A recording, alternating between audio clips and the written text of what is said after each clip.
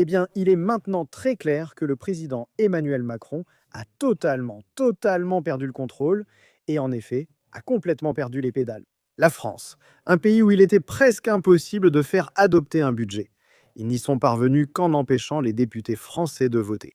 Vous avez ensuite vu, après ce lynchage d'extrême gauche en France, qui a vu un jeune homme tué, une condamnation internationale.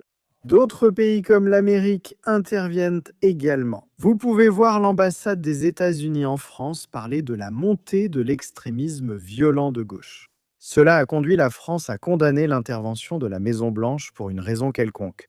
Vous avez également vu Emmanuel Macron, pas très content que la première ministre italienne Giorgia Meloni commande ce moment horrible pour la France.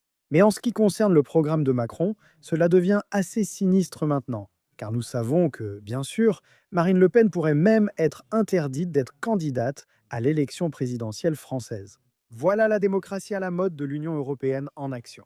Et nous savons que la dernière tendance chez les libéraux à travers l'Europe consiste essentiellement à dire « Eh bien oui, vous avez gagné l'élection, mais vous ne pouvez appliquer aucune de vos mesures. Vous ne pouvez mettre en œuvre aucune politique parce que, par le biais d'actions en justice ou d'organismes non élus ou d'individus qui s'en mêlent, la CEDH, l'UE ou peu importe. Eh bien, cela atteint un tout autre niveau maintenant en France, où il semble que Emmanuel Macron et ses alliés vont chercher à faire des nominations clés et à placer des fidèles à des postes stratégiques pour empêcher le Rassemblement national de mettre en place et d'appliquer leur programme. Donc, il semble que diverses nominations concernent des fidèles d'Emmanuel Macron. Et vous pouvez voir un ambassadeur français là-bas avec la citation « Tout sera ficelé avant l'élection présidentielle de mai 2027 ».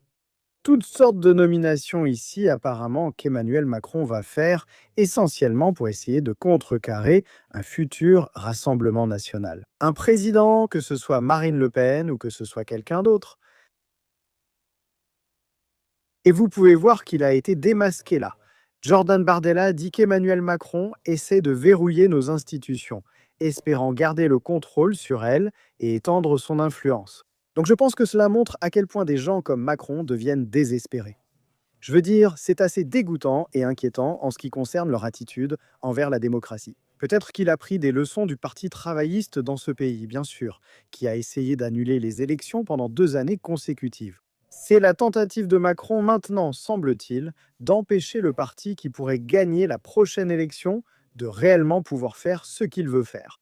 Un autre exemple inquiétant de leur mépris total, semble-t-il, pour les principes démocratiques et pour le fonctionnement attendu du système. Mais écoutez, n'hésitez pas à me faire part de vos réflexions à ce sujet dans les commentaires ci-dessous. Merci de mettre un petit pouce bleu à cette vidéo et comme toujours, j'apprécie vraiment que vous regardiez.